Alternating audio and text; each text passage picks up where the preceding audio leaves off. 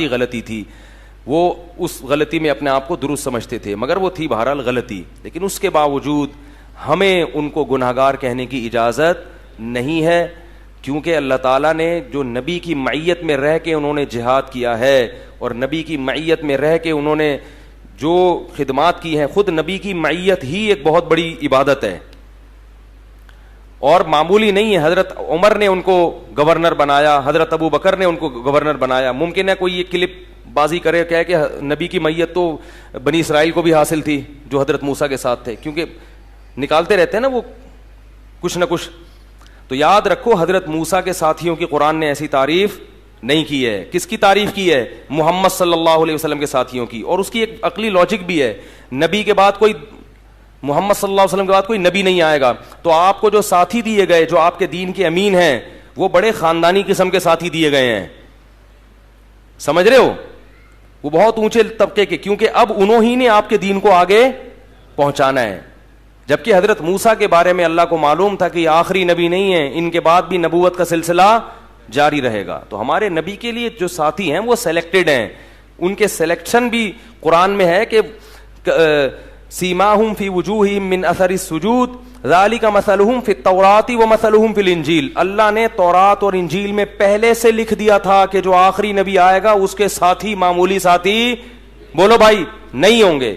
یا تو آپ حضرت معاویہ کو نبی کے ساتھیوں میں سے خارج کر دو، جب تک آپ ان کو نبی کا ساتھی مانو گے، مومن مانو گے، تو آپ کو قرآن کی آیت ان پر منطبق کرنی پڑے گی کہ مثلہم فی التوراۃ، کہ تورات میں بھی اللہ نے ان کی خصوصیات بیان کی، ومثلہم فی الانجیل، انجیل میں بھی اللہ نے پہلے سے بتا دیا تھا کہ آخری نبی کی علامات کیا ہیں، کہ اس کے ساتھی ایسے ہوں گے۔ تو یہ آج پبلک کی سمجھ میں نہیں آ رہا، چند نوجوان لونڈے لپاڑے بیٹھے ہوئے ہیں، وہ بیٹھ کے کلپ بنا رہے ہیں اور لوگ بیٹھ کے ان کی باتوں میں یہ قیامت کی علامات ہیں کہ نبی نے فرمایا کہ علماء کم ہوتے چلے جائیں گے اور لوگ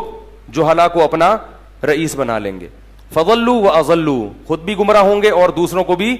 گمراہ کریں گے۔ اسی طرح میں نے کسی کے بارے میں یہ کہا تھا کہ انہوں نے صحابہ کے بارے میں کہا کہ ان کے دور میں جھوٹ بولا گیا، تو گویا صحابہ سے بھی، تو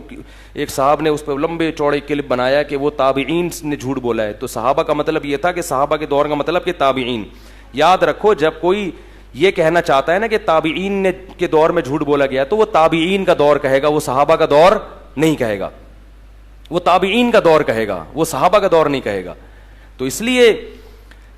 کہنے کو بڑی لمبی لمبی باتیں کی جا سکتی ہیں، لمبے لمبے چوڑے کلپ تیار کیے جا سکتے ہیں، میں بار بار کہتا ہوں بات مختصر ہونی چاہیے اور ٹو دا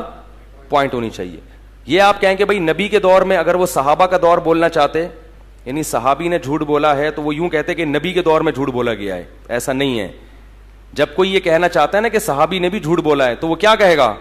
صحابہ کے دور میں جھوٹ بولا گیا ہے۔ تو یہ الفاظ ہیں، پھر بھی یہ ہمارا ٹاپک نہیں ہے، ہمیں کسی کی شخصیتوں سے بحث